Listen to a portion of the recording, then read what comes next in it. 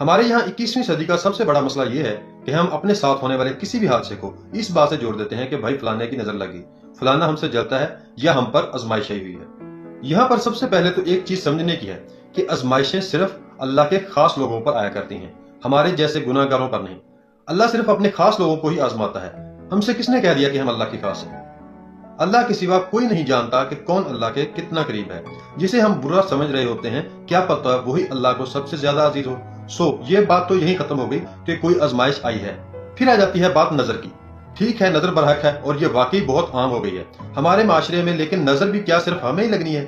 और चलो एक दफा, दो दफा, तीन दफा, क्या हर दफा वो नजर होती है जिसकी वजह से हम किसी मुश्किल या किसी परेशानी में पड़ते हैं? आज के जमाने में हर कोई अपनी जिंदगी में इतना मुतमिन है कि अव्वल तो चंद एक के सिवा बाकी किसी के पास इतना वक्त नहीं कि वो किसी और की जिंदगी में दिलचस्पी ले।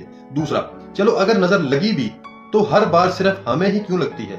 हम ये क्यों नहीं सोचते कि जो हमारे साथ हो रहा है क्या पता वो हमारे ही अमाल का नतीजा हो, क्या पता हमसे ही कोई ऐसी गलती हो गई हो जिसकी हमें सजा मिली हो।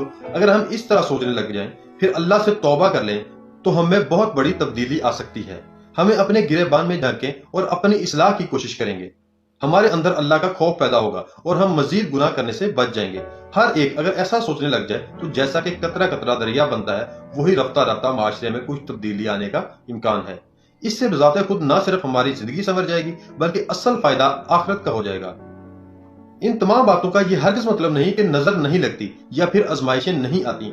कभी कभार ये दोनों चीजें नहीं होती। बदकिस्मती किस्मत में सब लिखा होता है, सिर्फ अपनी सोच को बदलने की जरूरत होती है। इस सोच में अगर हम रत्ती भर भी तब्दीली ले आए तो किसी का नहीं बल्कि हमारा अपना ही फायदा हो जाएगा, दोनों जहानों का। अब आ जाते हैं अगली बात पर। जब हमारे खुद के साथ बुरा हो तो वो आजमाइश या फिर नजर, लेकिन जब दूसरे के साथ बुरा हो तो वो उसके आमाल का नतीजा। और ये कि अल्लाह दिखा ही देता है लोगों को दुनिया में, यानी दूसरों को ये बात कहते हुए हम भी नहीं सोचते कि अल्लाह ने इसको तो दिखा दिया है, क्या वो हमें नहीं दिखा सकता? क्या हम इतने नेक पारसा हैं कि हमसे कोई गुनाह नहीं हुआ, हमें कोई सजा नहीं मिल सकती? बस दूसरे की दफा अल्लाह की तरफ से सजा होती है। अलगद दूसरों पर बिला वजह का इल्जाम ना धरें, फलाना जलता है या फलाना हसद करता है या फिर फलाने के साथ जो हुआ वो उसके अमाल का नतीजा है। दूसरों को सिर्फ अल्लाह पर छोड़ दें, आप खुद पर गौर करें, खुद भी सुकून से जिएं और दूसरों को भी सुकून से जीने दें। आपका माशरे पर बड़ा एहसान होगा। उम्मीद है आपको वीडियो अच्छी लगी होगी। मिलते हैं इंशाल्लाह नेक्स्ट किसी वीडियो में, तब तक के लिए मुझे दीजिए इजाजत। अल्लाह हाफिज़।